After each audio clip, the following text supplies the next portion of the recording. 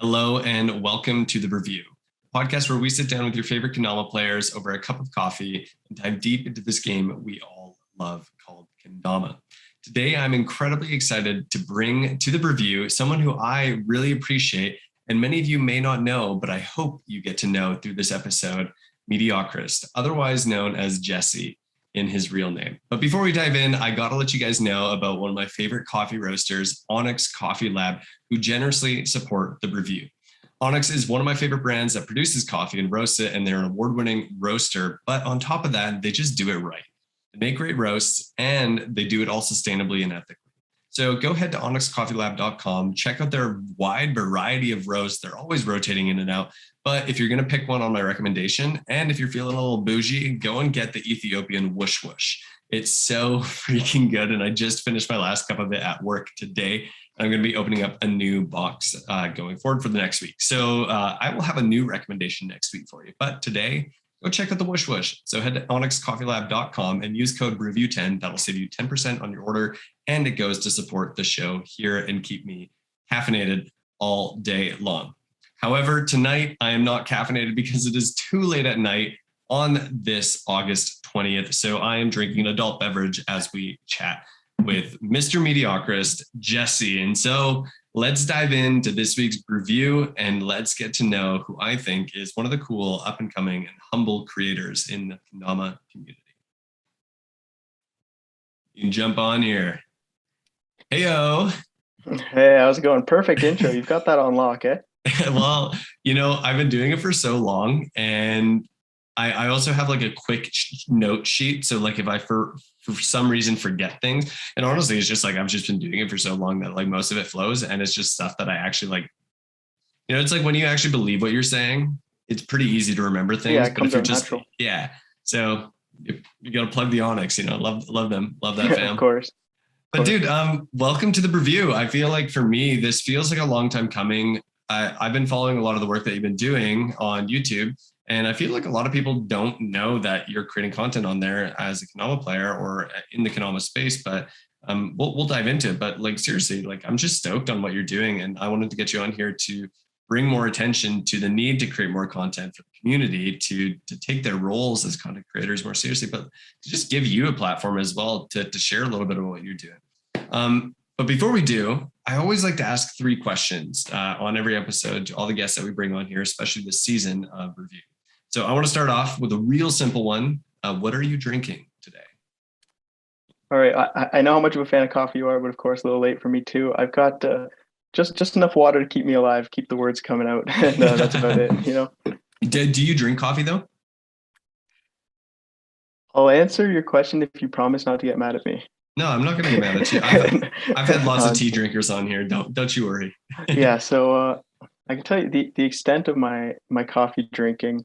Yeah, well, in the winter, it's almost always tea. If I need a warm drink, but summertime, not so often. But the extent of the coffee drinking would be. I'm sure you're familiar with K-Cup. I drop one of those, pop one of those, and then I get like 2 big bowls, a aluminum like metal bowls, a medium one and a big one. All the coffee into the medium bowl, some water into the big bowl, and then you like swish it around, start cooling it down. Little milk, little ice, pour it back in the mug, iced coffee. Oh, so you only do iced coffee? Yeah, because I only really drink it in the summer when I need that refreshment. Okay. And yeah, that's the method that cools it down the quickest. So that's fair. A little unconventional, but the metal bowl coffee, iced coffee, that's pretty much it. Interesting. That's a unique method that I've never heard anyone do to cool down their coffee. I will occasionally make iced coffee. I have a recipe on the website that was inspired by Dama or Death, if you know who that is, Greg Phipps. And it's like you brew the coffee hot into ice and it cools down as it's brewing. And then it gets the ratios just perfect. So at the end of your cup, you have a really, really nice, like cold iced coffee that was freshly brewed. And it's fantastic. It's seriously the best iced coffee I've ever made or had in my life. Yeah, so, I don't know how my ratios are, but probably not too good. Yeah. Once you get deep into the coffee game, it gets pretty serious. It's like, I'm pretty sure I have like the equivalent of a master's degree in chemistry when it comes to the coffee brewing process. So looking to get that PhD one day, but there's a lot of level up I need to still. In my book, you got it, dude. You got it. An honorary doctorate. I appreciate it. Okay. Of course. Jesse, if you could teach any one person their first spike, past, present, alive or dead, doesn't matter, who would it be? Thought about this one a little bit, and I'm gonna go with Mark Rober. I'm sure you're familiar with Mark Rober. Okay? I love Mark Rober. Okay, good. Yeah, that because I was thinking, have you seen? This is kind of where this came from. Have you seen that video where Adam Savage from MythBusters and Vsauce they get together and they make that kendama and they're just geeking over it and the spin and all the physics stuff that goes into it, and that led me right to Mark Rober as my choice. I think he'd love it. He'd just think of things that nobody else would think to say. Honestly, like we as a kendama community should really try and get a kendama in the hands of Mark Rober, because I think he would love it, and I think it would be something that would be incredibly entertaining. It's such a good fit for what he does. Like he would do something cool with it, and I don't know what he would do. Oh, yeah. Nobody knows what he would do, but he would do something with it. I think. And I don't know what, but I think it'd be so awesome. Exactly. I freaking love Mark Rober. I think. In terms of so I love consuming content and I follow influencers and I'm really deep in that space through work. And I think Mark Rober is probably one of the pinnacle influencers out there. And he has such good content building when it comes to telling a story and to generating high click, high watch time content. He is literally the king of it. I don't know anyone who does it better than him without giving away tens of thousands of dollars, Mr. Beast. And no shade. Yeah, no shade. But no, for real, like every video he does gets over 10 million views. Doesn't matter. It's crazy. It literally doesn't matter because he knows how to tell a story and knows how to create content that people engage with. He's literally brilliant. I love that guy. Anyways, I could literally fanboy him for a while because I just genuinely think he's amazing. But I want to know, who is the most inspiring kendama player to you today? Yeah, I took a little ponder at this one too. Studied my BREWVIEW opening question, but I kind of thought around, and I think that's also why I appreciate you bringing me on, because I think I'm a bit of an unconventional person in the space, I'd say. And so I was thinking, like, when I'm like on Instagram, whatever, is there anyone that like pro players and stuff that people talk about that inspire me? And when I was trying to think of, what do I see that actually inspires me to pick up the Dama? There's a guy, his name is, I think his @ is literally just Dama Guy, but the G is like a Q. I don't know if you've seen this guy. I think he's from like Finland or something. But yeah, I don't know if he's a pro player for any team. Like I don't know too much about him, to be honest. But he does like story dares frequently. Mm-hmm. And I'll be clicking through, like, you see story dares, some of them are like, oh, whirlwind, and it's like cool. But of course watch them, all the left to everybody's dares. But this guy, like, I'll be clicking through and you'll see like the Instagram question box, like, oh, send me some dares, and people send this guy like paragraph dares, like multi-line dares. It's like this to this to this to this, and you're thinking, okay, I'll watch this, I'll stick on this story. And this guy, no ego, no, like no showboating. He doesn't try to be anything he's not, and he just cranks out these crazy dares like nothing, like absolute fluid motion and everything. And that's what's inspiring me to like pick it up sometimes. If I'm sitting on the bed and I see something like that, I'll jump up and I'll want to hit some tricks because he makes it look so easy, and then quickly you find out it's not so easy. But yeah, I really like that guy, Dama Q guy. I don't know. Yeah. I think I know the @ you're talking about. I just can't put a face to it right now, or the exact lettering of it. I'll look it up later, and if I remember during the editing process, I'll add it to the show notes afterwards. But that's super cool. Okay, so let's dive into your story a little bit here and what you're doing. Before we do, to kind of like set the precedent, because I think a lot of people that are going to be listening to this episode are going to be like, who the heck is this guy? Why is he on the BREWVIEW? I've never heard of him before, unless you happen to follow my stories, because I talk about you every now and then, and I share about you, because I think what you're doing is really cool.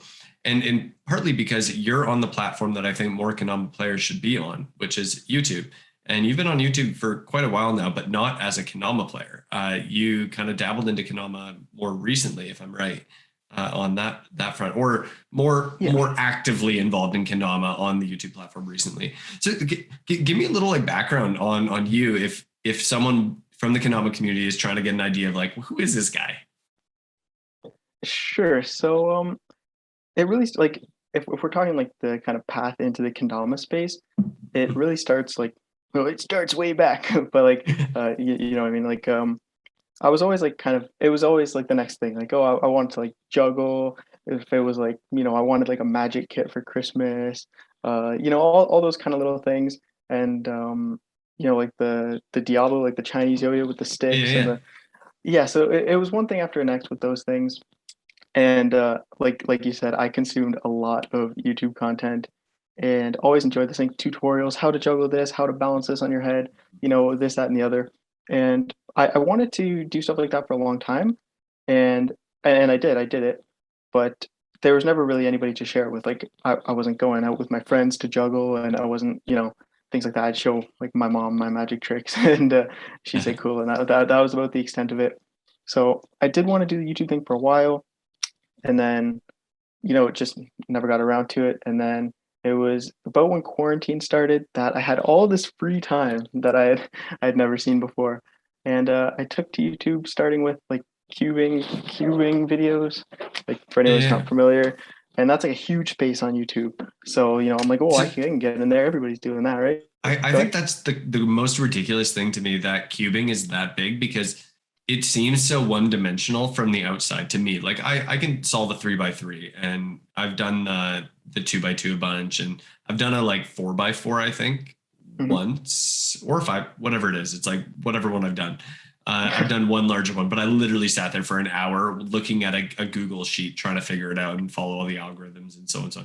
Anyways, all that to say though, I like, how do you create YouTube content around Rubik's cubing uh, when it feels so one dimensional? Like, what kind of types of content are there in that space? So that's a really good question, and it's a question I have too. Is like, why is it so popular? I think I could be totally wrong, but in my opinion, from my third person point of view, is that a lot of younger people are really into the cubing, and that's kind of where a lot of the content that I see being popular kind of leans. And I know there are like young guys into kendama and stuff too. I don't know why it's not bit the same way, but cubing content ranges from like challenges, a lot of unboxings and stuff, obviously, but people do like challenges and then um like tips for algorithms. I don't really, it's a good question because I don't really know, but there's so much of it. But what is it? I couldn't tell you. It feels like kind of like you said, kind of recycled because there's only so much you can do with it. It is kind of one dimensional. That's super interesting. Okay, so but that's how you got into YouTube, is you were seeing all this content, you were cubing, and then you decided, hey, I want to create content in this, one dimensional saturated space. Like, what prompted that for you? Why did you want to start creating content there? I think it was just always in the back of my head as like, oh, you should do this. Oh, but I'm busy. Yeah, and then this. And then the quarantine rolled around. It's like, dude, you should just try it. Like, because um it was at the time too, like again, it's all boils down to the free time. I honestly credit like the whole starting of the channel and everything I'm doing to like the quarantine time I had because I started like building this shelf in my room for like to put my cubes on. And I was like, oh, I could have like shared that. That's kind of unique, making a cubing shelf or whatever. But I didn't have the channel at that time, so I couldn't. And then it was around that time too that I first kind of dabbled in kendama, and I was like, oh, I could share this thing, and it brought me back to all the times I did all these cool things, and now I've got like no proof of it, no tips, nobody to share it with, no nothing, and that's really what prompted the jump to YouTube. Is like, oh, I just want to share this, someone might be interested, and might I add, like I said with the juggling and all that, YouTube was the place that I went to learn things, and not Right, even to learn things, just to meet people or meet meet to me, but they have no idea who I am, but to right. meet people who are into the same thing. And I figured I could offer that because I thought what I was doing was cool, even if nobody in my immediate circle did. And you documented some of your learning journey through it, instead of I think some people see themselves as like, I need to consume content before I create content, right? Like, I need to get to the same level of the people that are there, that are like the pros, before I can start creating content, because why would anybody watch what I'm creating unless I'm at that level? Which is really part of what I want to get to in talking with you, especially when it comes to kendama, because I'd assume you don't consider yourself a professional kendama player. And what I enjoy about your content is you're not documenting in that way. You are almost creating an archive of your growth journey of learning how to play kendama. And it's coming from such a humble place of beginnings, where you're like, I'm just doing this and I'm sharing my journey and my story and the growth, and like what I'm wrestling with as I learn these tricks. And really, like, I think that's a type of content that we want more of, and we don't ever see on YouTube, because I think so many people feel like, oh, I don't know, like I can't share that. Like I see Nick Gallagher and Zach Gallagher. I have to only show my best clips or like those things. It's like, homie, chill. Like, Yeah. no, I love watching people learn and wrestle through things and figure it out. So you were doing other content. Well, let's not get to Kendama yet, because we will get there. But Right. you were doing cubing content. You were getting into that space, and you've kind of evolved your channel into a lot of different places as well, because you have a lot of unique hobbies and interests. What talk me through a few of the other things that you do talk about on your channel. Give us a big picture before we jump into Kendama. Okay, so big picture minus kendama, I think, is mostly two, maybe three other things. The cubing was the start, and I quit like very quickly, like within a week or two, was like, Really? I can't really do anything else with this cube. And the other big thing at the time was I was getting back into collecting Lego, and like specifically the Star Wars Lego, because I'm like a big Star Wars fan.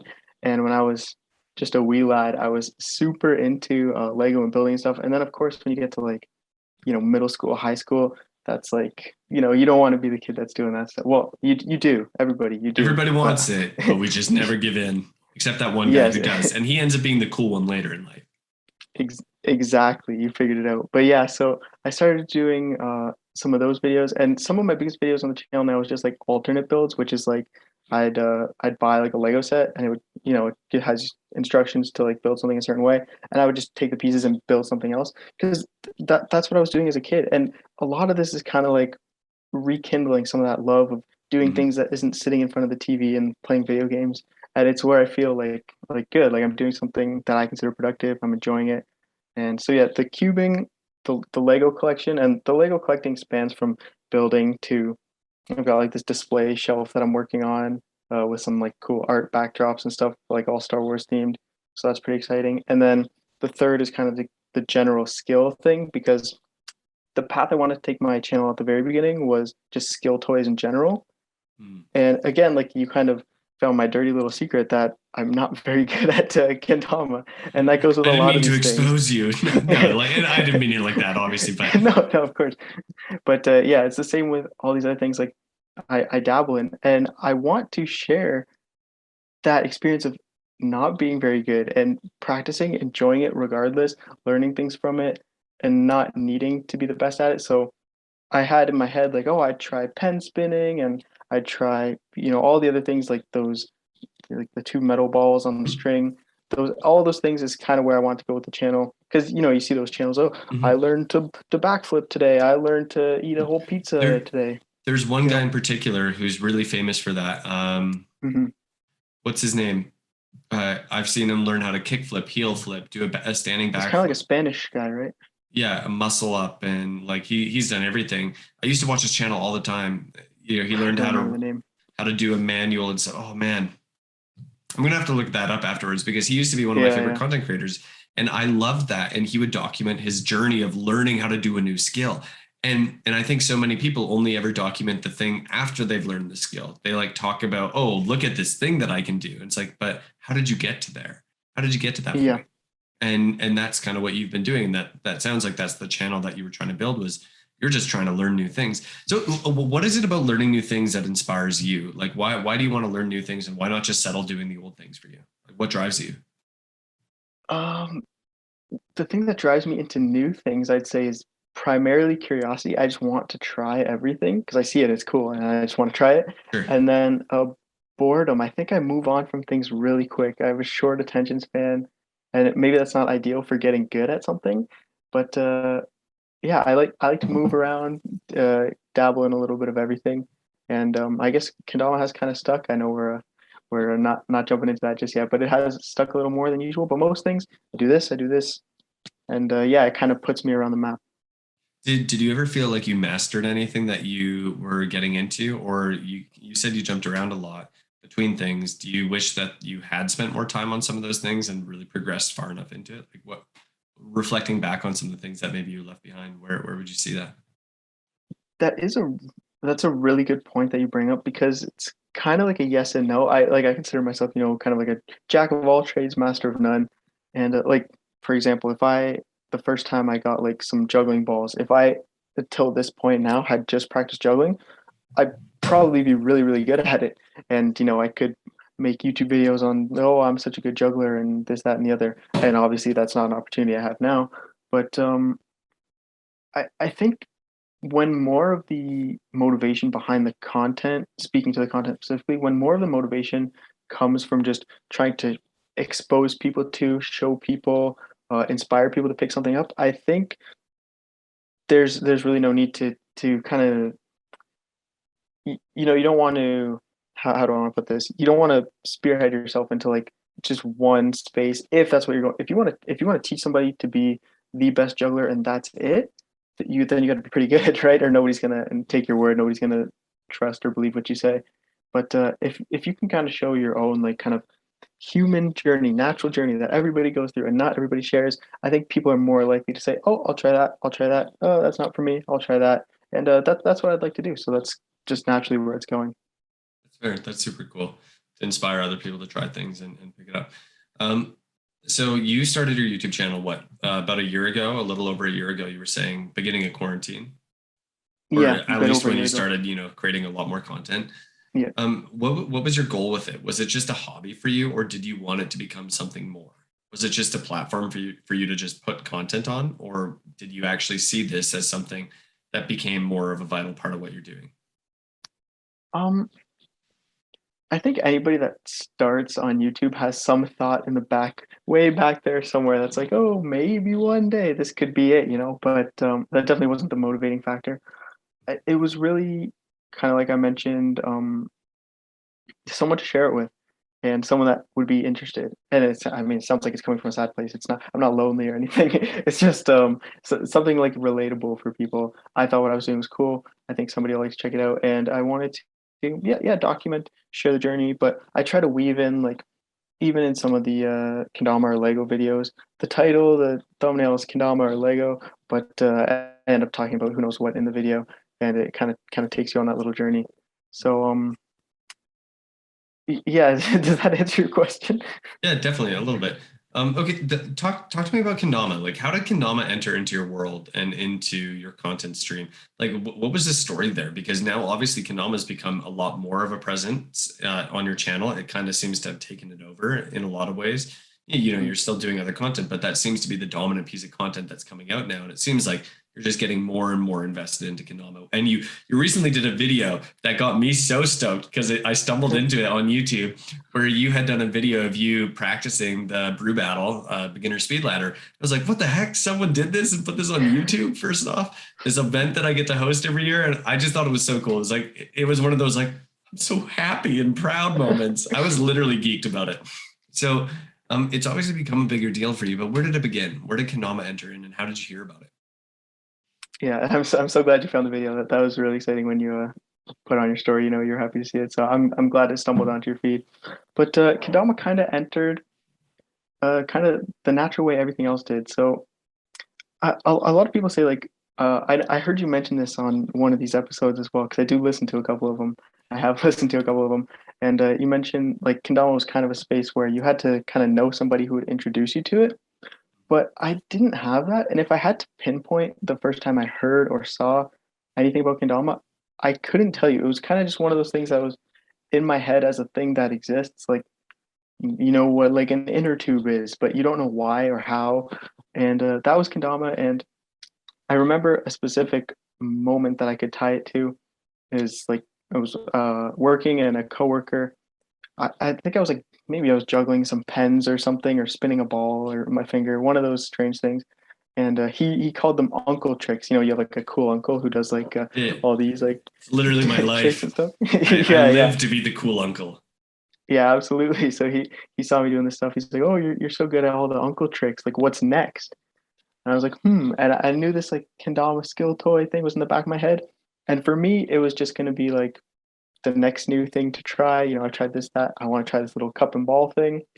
So maybe a couple weeks or a month later, I knew absolutely nothing. I had no idea the space existed. I honestly didn't even know you could do tricks with it. I thought it was just to get it on this bike and that's it.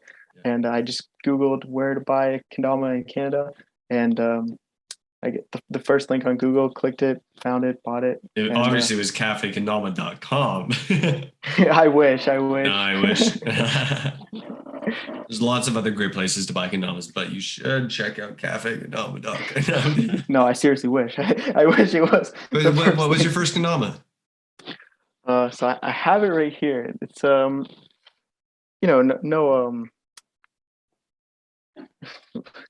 leave that at that. It's a Kendama Canada is like the brand, and Yeah. so it was just some huge like warehouse store. Oh, the light is like really blasting this, but it's just like this big online warehouse retailer for kendamas in Canada. I guess, like I said, I knew nothing about it. I just thought the gold looked cool, but the tama is like it's like metallic, like rock hard. The cups are tiny. The spike is the bevel is like you know what I'm getting at. Totally, yeah. But old school vibes. Yeah, absolutely. And I just thought that's what it was. So I, practiced spiking it around and stuff, and quickly looking into tricks and stuff. I had like one of my first videos was like learning kendama tricks because it was with that kind of learning all new things vibe. Yeah. And then I started seeing these trick videos. There's so many of them. And then I saw people doing lighthouses, and I was mad confused because I put this on here and I said, no, that doesn't work like that. And it took me a minute to realize, there's a bit more than meets the eye there. It wasn't some ridiculous balance trick. There's different kinds of kendama, and that's the rabbit hole I went down. Hey, but if you're an OG, like you give me that tama, I can probably still lunar on that and do lighthouse, and it's like it's hard, but you can, and it's like once you get there, it's like, oh man.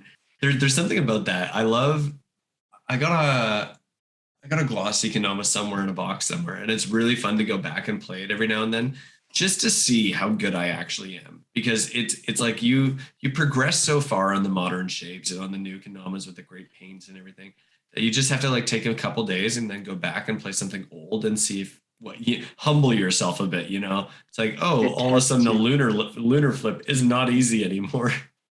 Yeah, I absolutely test you. And for me, I don't know if this is like common, but string length is like huge. Like I can hardly whirlwind if the string's not like 6 fingers or like more long.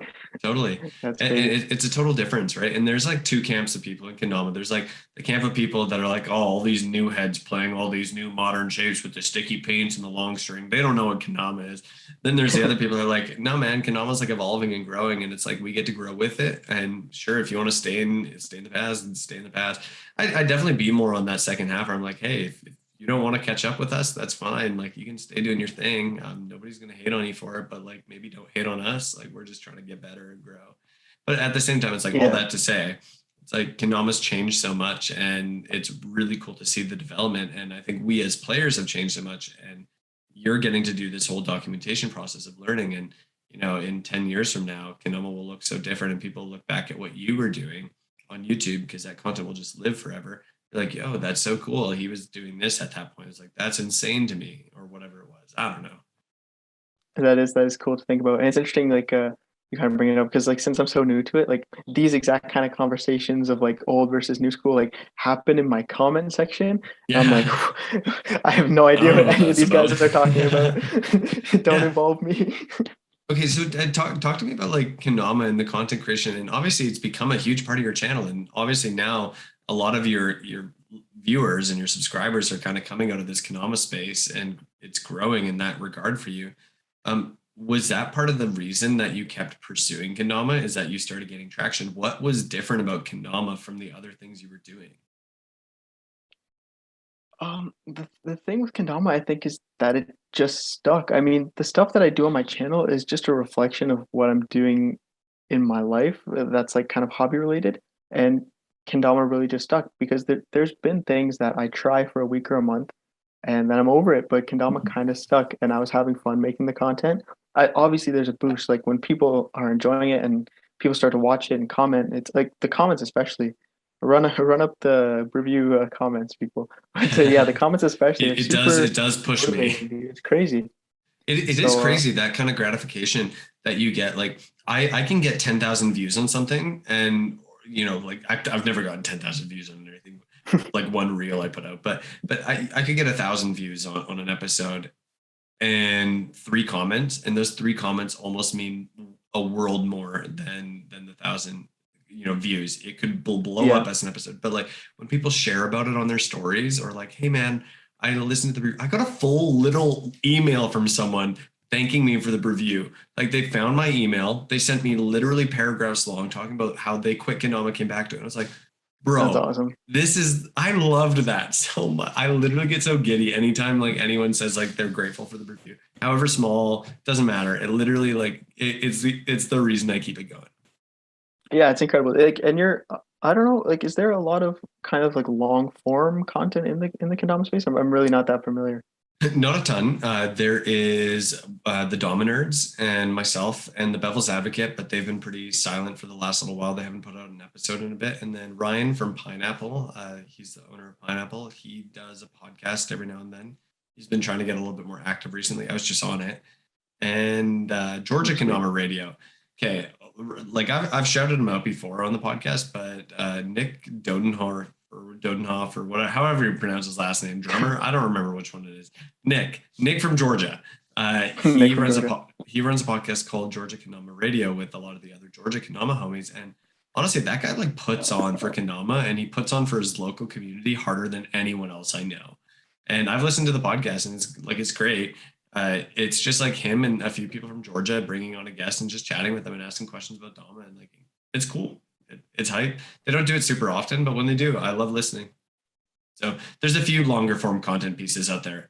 That was kind of the main answer to the question, but I felt he needed a shout out. And then on YouTube, like there used to be Max Norcross. He used to do longer form content kind of via the Norks vlogs and the Sweets vlogs, but those don't really happen anymore. And Kusa used to do that back in the day too, but it's pretty far. Like nobody's doing it anymore. Like everybody's so bite-sized and short-form content, TikTok and Instagram, you name it. Yeah, that's the thing. It's something I found like pretty interesting too, like getting into Kendama, like when I first started.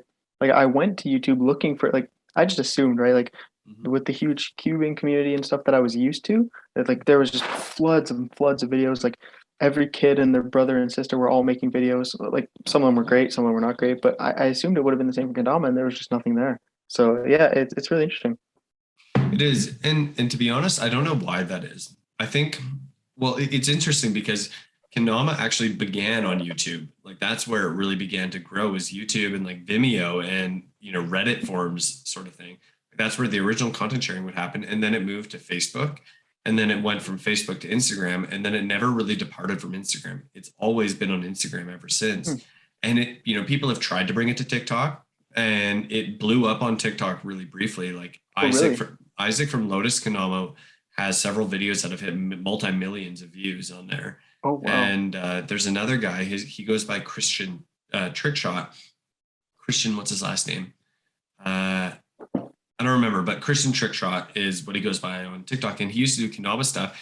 And then he started changing his TikTok channel to doing like other types of juggling. It's really just Kendama tricks, but he's doing with other things. So he has like a pen and like a grape, and he like juggles and does like stuff, and then he like spikes it at the end by like catching the grape on it on the end of the pen and whatever. And he's doing literally just Kendama tricks, but with like fruit and pens and stuff like that. And he's huge. He's almost at 1 million followers now on TikTok.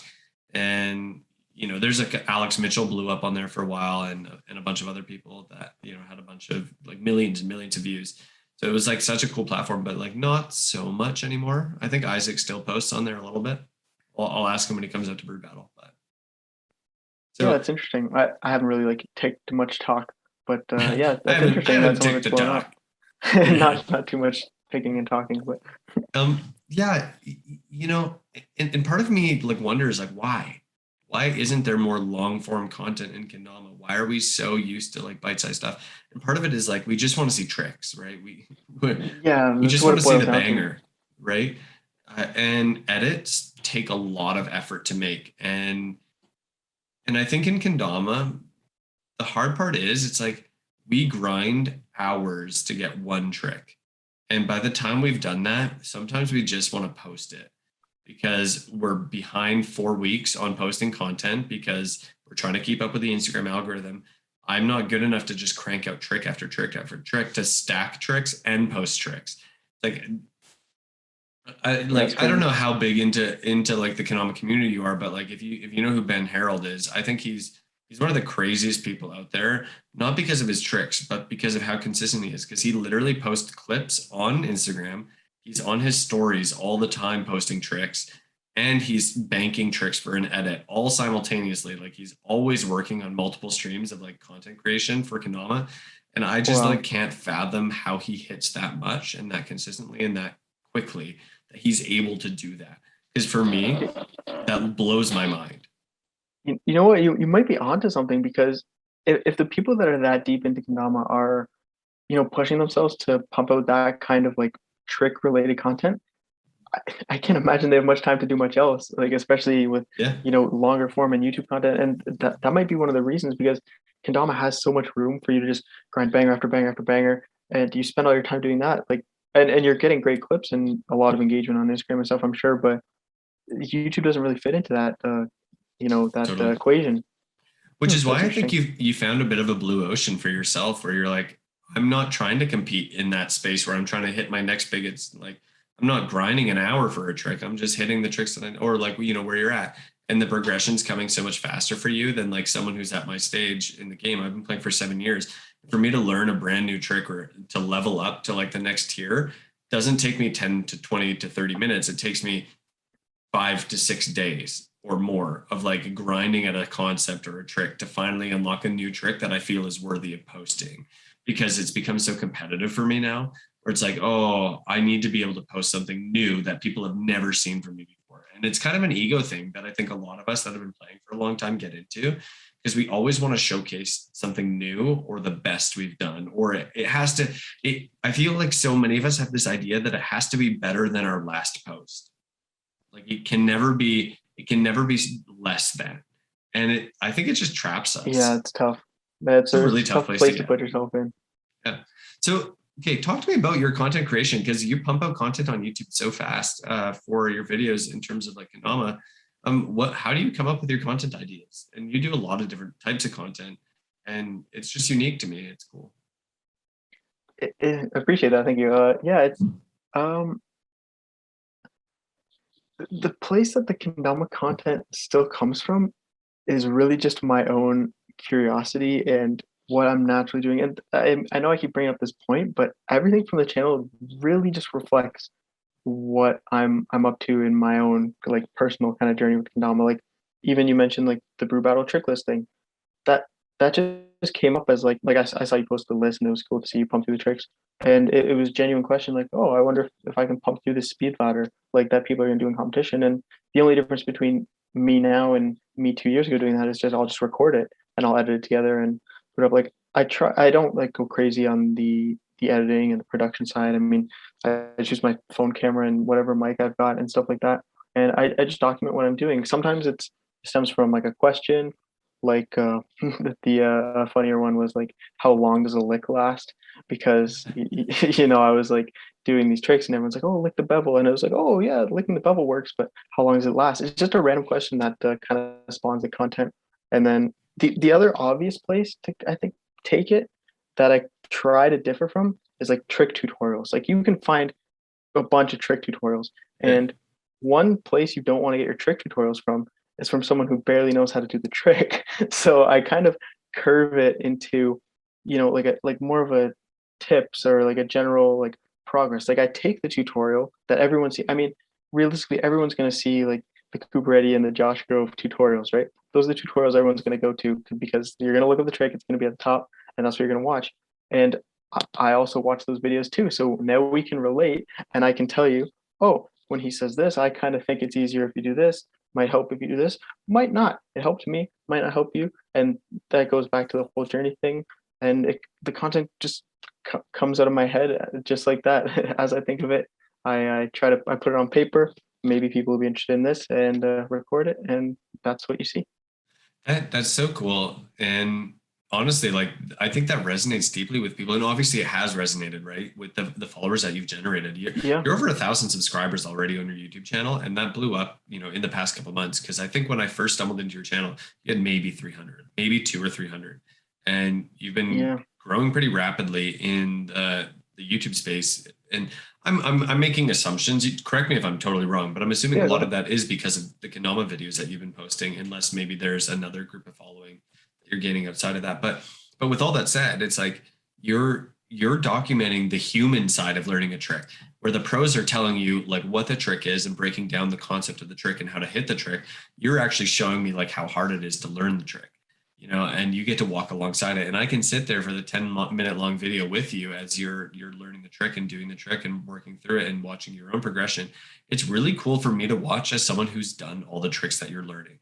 And I love, I don't know if it's like just me, but like, I love watching people learn things and progress. There's this deep satisfaction for me watching someone else succeed. And I don't know what it is. I go climbing now. I've been like really getting into rock climbing. And one of my favorite things, I literally go to the climbing gym for 4 hours when I go, which is absolutely nutty. Like that's a really long time to spend at the climbing gym and be there. And the thing is, after like 2 hours and maybe 2.5 hours, I'm hardly even climbing. I just sit there and watch. I watch other people climb because there's a part of me that gets so excited to watch someone reach the top of something that they're trying to hit. And it might be even the same line. Yeah, it might even be the same one that I've hit before. And I'm just excited to watch someone do it and to be there to cheer them on, to watch how they solve something and problem solve and develop their own skills. And there's a part of me like that loves the psychology of learning something, and you present that in your videos.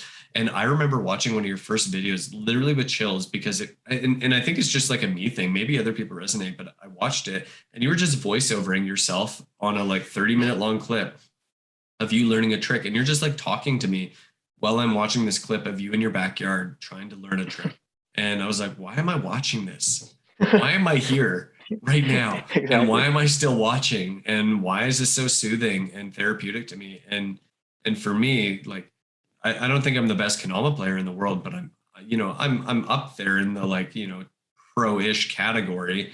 And it's interesting to me to like see someone progressing and learning the game that I've come to love so much from a really unadulterated spot where you're just figuring it out. And there's something about that was so attractive to me that I was like, I like what this guy's doing. It's so different from everybody else. And I just wanted to kind of applaud you for that. And I've been following ever since and just been really stoked on the content and what you're doing. Even if it's not like Cooper Eddie's Coop Broom, high production value, really aesthetically pleasing tricks, high quality. It's like, no, this is a really human experience that I'm getting to partake in. Yeah, you're absolutely nailing it on the head. It's that like once you get that like personal connection, that kind of human experience, like you said, it can kind of curve your interest, I think, because I'm glad you brought up the climbing piece, because that's kind of the point I wanted to bring up. Like, of course, I found out about you through Kendama and everybody on Instagram, Kendama, whatever, and I stumbled upon you. And then I'll see your stories and you're like climbing. It's like, oh, now I'm interested in climbing. What do you know? And it comes around like that because you kind of get invested in the person more so than what they're doing. It's like the Kendama is like the common interest, but then you get invested into the person, and now you're kind of in these new grounds where you're just interested in maybe their opinions, their experiences. Like for you, it's how they learn things interest you, and that is like a place I wanted to take it, because if I can draw a parallel too, in terms of like consumption of content, like I know like I've definitely started pumping out more Kendama related stuff, but in terms of consumption, I watch like a lot of Lego related videos and Star Wars Lego stuff, just because that's like, that's what I'm finding enjoyable or therapeutic or however you want to put it right now. And there's 20 million guys that are they put this Lego set here and they review it and they say, oh, it's got this, this, this, this. Everybody's doing that. And then like I'll stumble onto a channel where this guy like plops on his kitchen table. He's like, oh, I don't like the way that this is blue and round and whatever. And it's so much more personal, that's more interesting. Because now I'm interested in this guy. And oh, what does this guy think about this? What does this guy think about this? Rather than here's this thing, here's this thing, here's this thing. You know what I'm saying? You get connected to kind of the personality more so than the content that brought you there. Totally. And I think that's the difference between like a good creator and a not good creator. It's like you can be a not good creator and have a video go viral.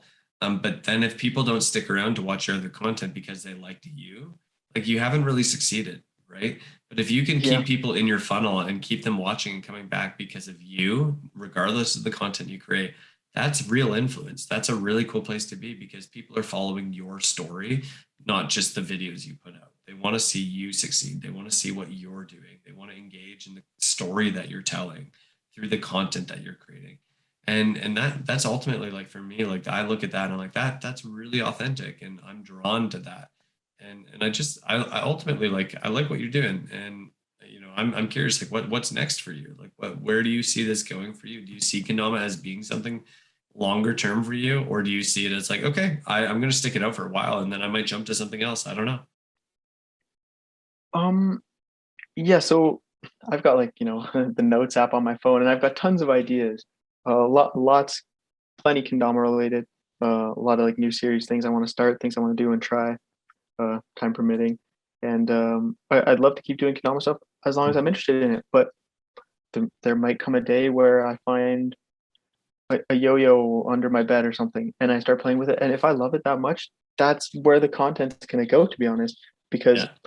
I I can't see myself, like, not enjoying, like, I can't see myself in a place where I'm stop enjoying kendama for whatever reason, but still making the content on it, because it's not gonna feel right. Not from, like a I'm lying to you point of view, but like I just won't be interested in creating. I won't be curious about it anymore. And if I lose that kind of, like, kid like excitement for something, then I don't think it's gonna reflect itself well into the content. And I'll just do what I like to do. Like, even, right now, I live in my parents' house, and it doesn't lend itself well right now. But I'd love to make, like, a cooking video or something, and that just might be where it goes in the future. But I think for the foreseeable future and well into next couple of years, Kendama is something that I'm really enjoying, and I don't see the content straying too far away, even if there's some stuff weaved in between. That's cool. You've been in Kendama now for what, a couple months? How long has it been since you picked up your first one? So I picked up the first Dama a bit over a year ago, Okay. but it was like a desk piece, right? It Right. wasn't anything that I was super into. It was when I started trying to make these, like, kendama trick videos, like Mhm. me learning kendama, that I started to, like, pick up the newer, better shapes or whatever, and playing around with them. And then maybe 2021 as a whole, I really started, like you said, the content really shifted heavy towards kendama, because I started getting new damas and I started playing more, and the summer months lets me go outside. And yeah, it kind of came, like, more naturally in the past few months, and it's kind of exponential growth in terms of how much I've been enjoying it, and thus how much it appears on the channel. Mhm. So you've been playing for about a year. Have you been to any in-person jams? Have you met any other Kendama players in real life yet? I have not met one, and it's definitely interesting, because I know, like, again, kind of an unconventional take, but there's definitely people out there. Well, I assume there's people out there like me that kind of, like, for me, kendama has always been, and maybe will always be, maybe it'll change, but it's always been, like, this personal thing, like, therapeutic, just me after work, I do this. And, like, when I think of kendama, that's what it is, because that's what it's been for me, right? But I know a lot of other people, they think of kendama and they think of big group events and jams and challenging each other and tricks and games of Ken and these things. And when I think of kendama, it's just not that for me. And not that I'm opposed to it or anything, it's just that's just not what it is, right? But it's the way I can't think about it. And I'm not opposed to going to a jam or meeting any people. It's just hardly, like, been not that I'm trying to make this come across, in a fair sense of the matter, but it's just not something that I was seeking out or interested in, because, oh, kendama, I do that in my room by myself while I'm listening to music, right? Like, that's what it is to me, and I haven't really tried straying away from it. Is that something you'd like to do in the next year, is to meet other people who play, or do you want to keep it something for yourself and to keep it something that's contained? Because to me, like, that's a really unique take on Ganama. Whereas I think for most other people, like, and if you've listened to past episodes of the review, Of you'll hear course, me yeah. talk about this all the time. Like, I think Ganama is more of a social game than it is an individual game, even though we're all doing it as individuals. Like, it's something that you play by yourself, but the only way that I think most people, like 90% of people, retain interest in it is because of the people around it. And that's the reason they commit to the community and to the growth and to the development. But it doesn't sound like that's like what drives you more than anything. It's like you just genuinely love the progression of the toy itself and the game itself, regardless of the people that are watching you. Yeah, I think you hit it on the head there. I mean, I'm enjoying it for me as it is in the corner of my bedroom, and that's just how I see it right now. But to answer your first question, no, I'm not opposed at all to like going and meeting people. It's just, I guess, not on the top of the list or That's fair. whatever sense you want to put it in. It's again not because I'm opposed to it. I just wouldn't think to. It's like, do Interesting. you like? Would you want to like go eat your lunch with a group of people? Like, sure, but it didn't cross my mind, right? Dude, for me, it's like, yes, I do want to go eat my lunch with Okay, people. It's maybe like we're no, different no then. matter what, I'm like always like it doesn't matter. Like if I'm going climbing, I'm like I'm climbing with people. If I can't I will never go for a hike by myself because I have such a like I need people around me. I'm such an extrovert in that way. Yeah, So but you like, can't hike in your bedroom. yes, I can. Come on. Okay. No, but like even Kendama, like I'll play by myself a lot, but I don't think I'd keep playing if it wasn't for the people.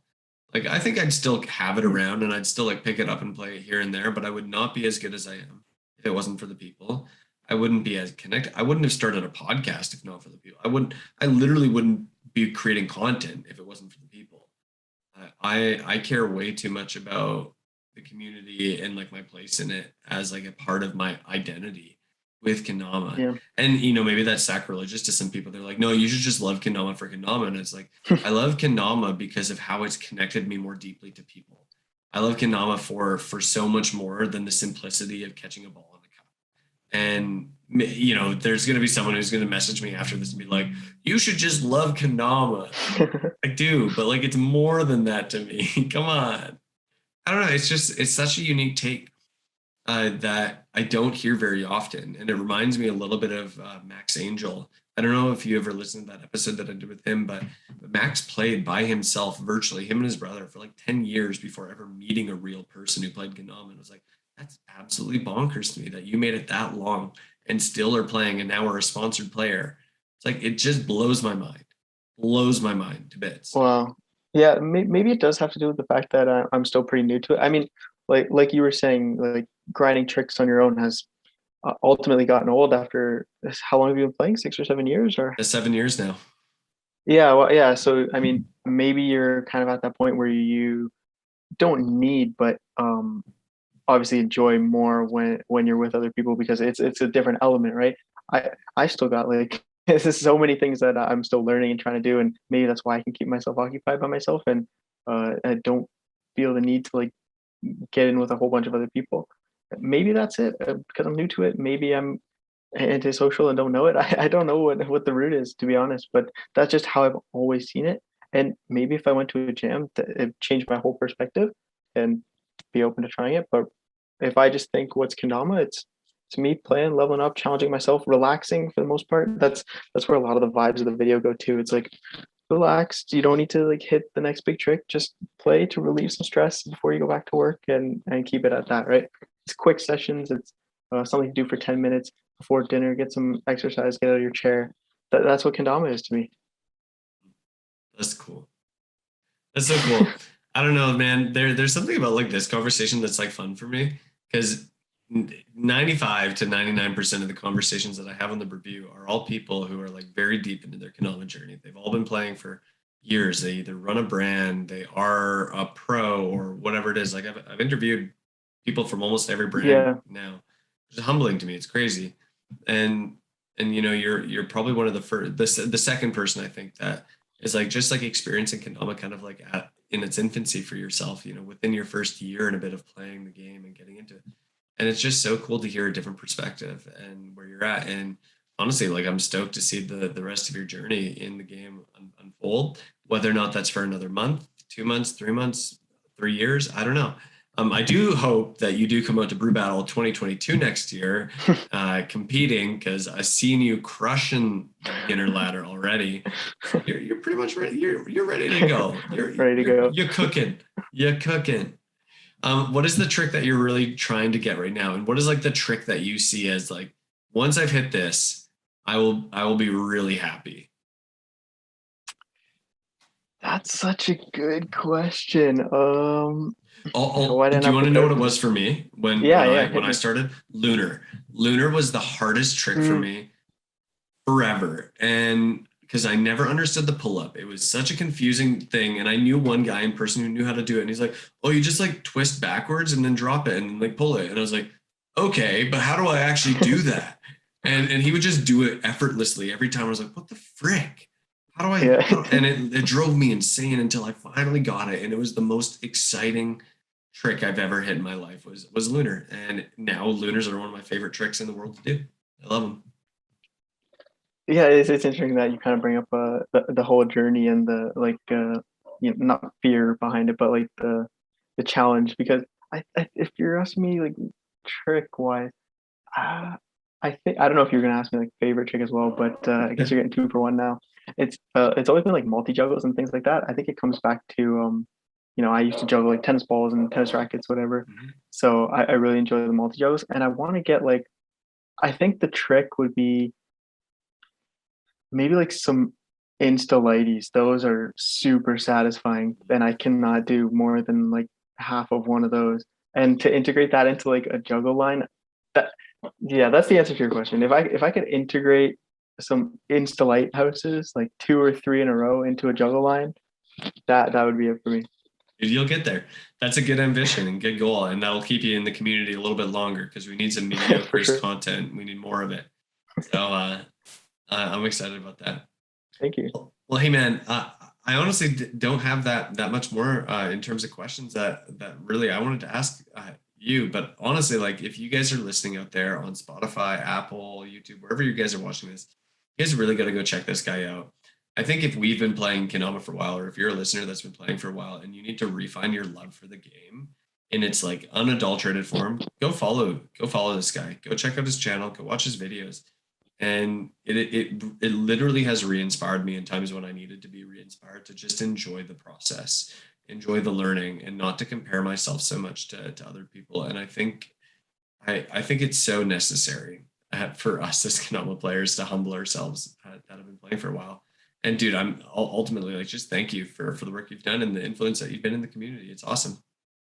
Dude, I appreciate your words so much. Like you don't even know, like, I mean, it's pretty surreal for me to even, hop on here because you're interviewing like pro players and brand owners, and then you're like, hey, dude, you want to hop on? I'm like, who does this guy know what he's getting himself into? Like, I know exactly what I'm getting myself into.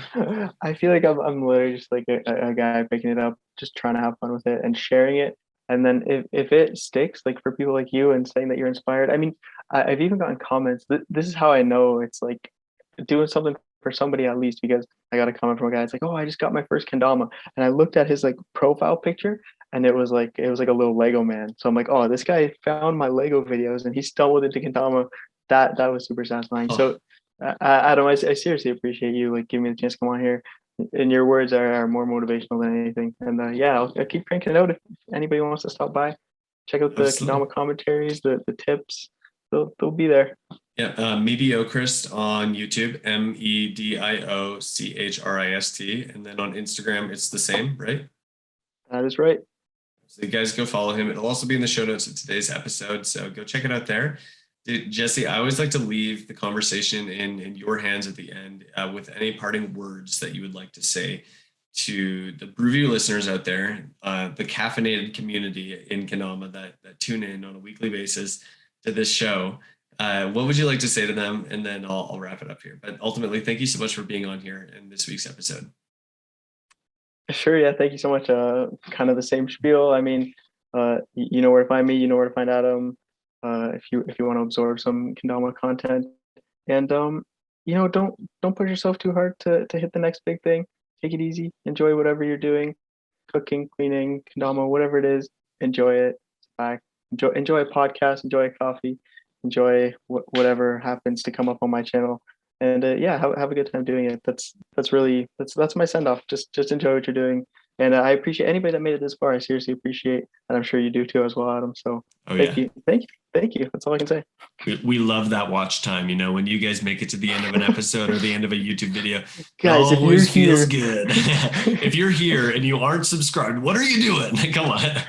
No, seriously, guys, if you are enjoying the content on the BREWVIEW and you are been a long-time listener, thank you so much. It does a world to us as content creators to hit that like button, to hit subscribe, leave a comment letting us know what you think of the episode. Go do that for all your favorite creators. It literally helps so much, not in terms of the algorithm, but literally in terms of our mental sanity, to know that what we're doing is impacting people. But beyond that, if you do want to support the show, you can support at Patreon. The show notes will have the link in there. So if you do want to go and support on the Patreon, you can. Also, if you haven't already and you're considering it, you should come to Brew Battle 2021. September 10th through 12th here in Calgary, Alberta. It's a fully fledged competition with beginners and intermediate speed ladders, open divisions for the AMs and the pros, and we got a roster of pros coming out here all around North America to come and compete. It's absolutely blowing my mind. We have vendors from some of your favorite brands, including Soul and oh man, I'm going to forget all the names of them. Literally so many. Soul, Terra, Grain Theory, New Lace Kendama, Lotus Kendama. They're literally all going to be here. So just come on out. Come be here. Tickets are up on cafekendama.com. There are cash prizes for the pro and the freestyle championships. So go check it out, and we hope to see you there. And as always, stay caffeinated, and we will see you guys next week on the review. Peace.